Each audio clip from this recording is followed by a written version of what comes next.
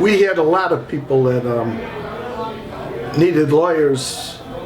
A lot of the cases were criminal, but we also did housing, and probably more than anything was criminal cases, just from guys in the neighborhood. When you're working with, a lot of gang people and stuff, they get arrested a lot.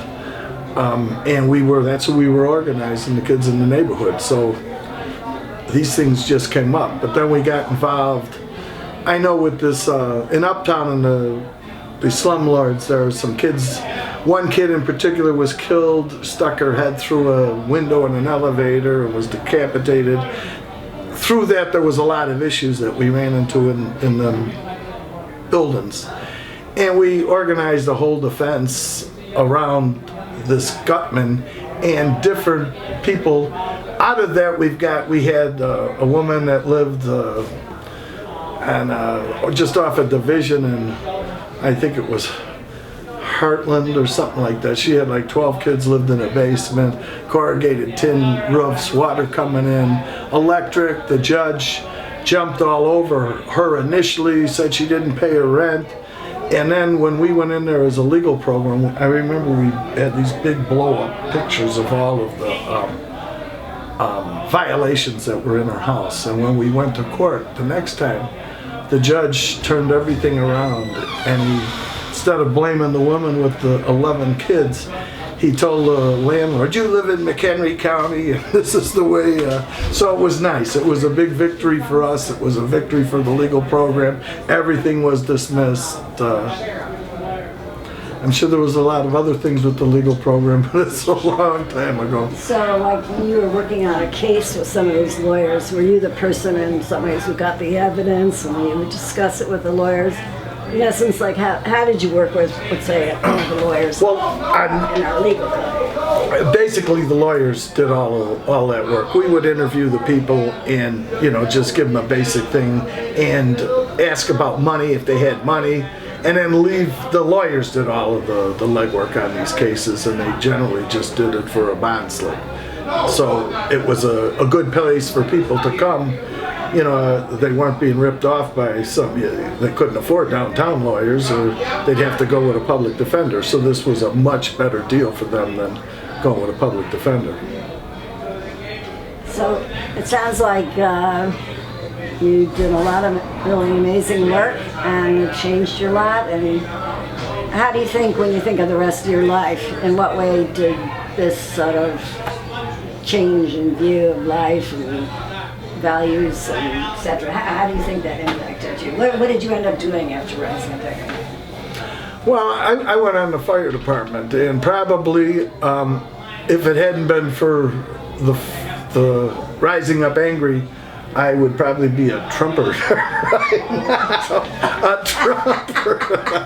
I mean, I grew up on the South Side. There's not a lot of liberal types in my neighborhood. Everybody was, firemen, policemen, So you think that's go to still true jail.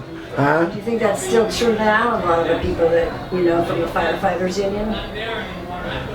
Unfortunately, yes. I've got cousins that are like brothers to me that we can't even talk politics, I mean, they know where I'm at, and I know where they're at, and we can get along, and I love them dearly, but I will not talk because it would be a fist fight, is what it would amount to. It just gets heated. They go crazy. I'm not that calm myself, so we just leave well enough alone. So this is something, this political view, that probably if you hadn't been involved in Rising Up Angry, you might not have had. It sounds like it's something that stayed with you because it made sense. Yeah. I get along with people. My neighborhood on the South Side changed. It went from white to black. There was a lot of fighting, a lot of racial stuff went on the South Side. Sometimes people don't realize, you see the makeup of the fire department. There's a lot of white people. Well, the city of Chicago was pretty much white until 1960, and things changed.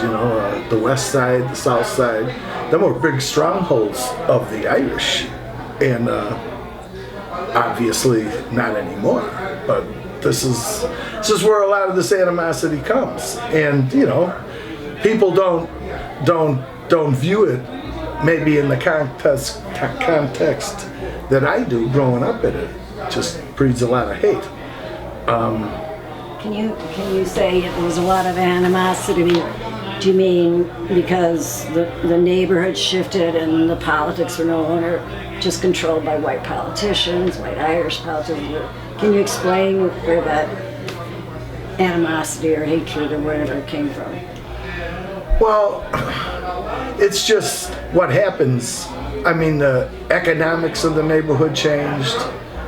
People were getting robbed. Guns were involved, shootings, and it was a whole new experience.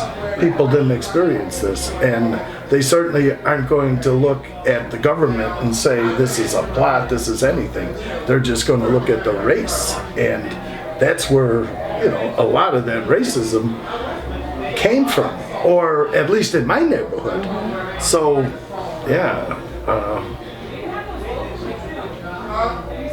I just know what happened, and as far as understanding what the government role is of that, I mean, that's education, and you can see things not everybody sees, nor do they believe, that the government can actually have policies that promote this disharmony. and if there was ever an example, it's this moron who's in the White House now.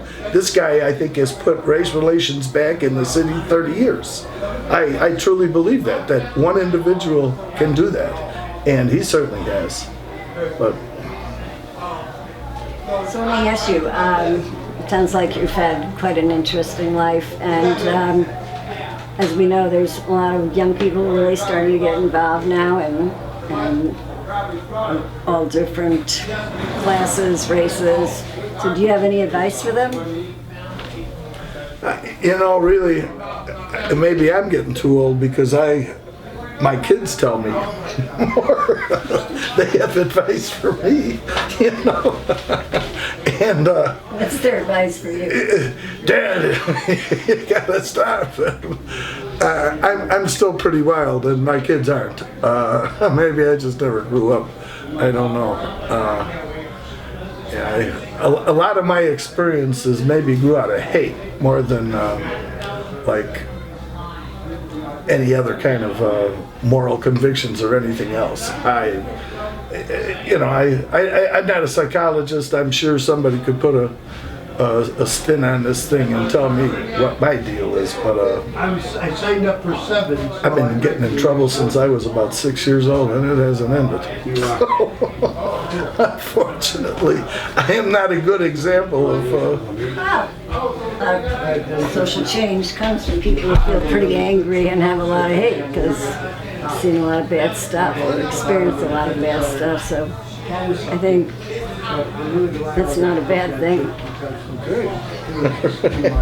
So would you say that when you think of some of the young people who are having college debt, no jobs, even if they're from working class families, and they just feel really cynical and angry, what do you say that they should deal with that hate or anger? In many ways, I think that the young people are better than I was when I was a kid. My kids certainly are. They're more conscientious, and I probably taught them, a lot of my values, to help people. There's no reason to screw people over. There's absolutely no reason. I was a landlord for 25 years, and I was no slumlord. I had 109th and Western, a 21-unit building. It was all poor people that basically lived there. And you don't have to treat people like shit. You don't have to put them in shit conditions. And I taught my kids that. You pay people who work for you. There's no reason to do what like this Trump. It's sickening. You don't pay the workers. You don't. you don't pay your bills, you make people sue you, you go bankrupt. I never see no reason to do any of that. So a lot of the principles that I had in Rising Up Angry, I kept when I had these buildings. I had a lot of poor people in my buildings.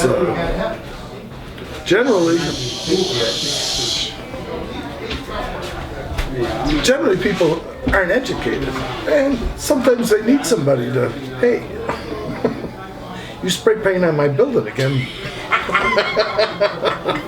we're going to have a real problem. I told Debbie, you can't throw the food out the window. You just can't do that. You can't airmail the garbage. Once you get all that squared away. But. Well, it sounds like you've lived your principles, and your kids have learned from that, and I'm sure other people have learned from that, and made a great contribution in Rising Up Angry, and good job. Thank you. It's true. But, you know, I talk about firemen, and most firemen pretty good people, and they, you know, they love their families, they do the right thing. Not everybody has the politics that are right. It's too bad, and I don't know what the answer is, but I know this scourge that we have now in the White House is the worst thing that I know of. The most divisive thing that I've seen since I've been alive. Right. Truly. This is as bad as it gets. No doubt. Yeah.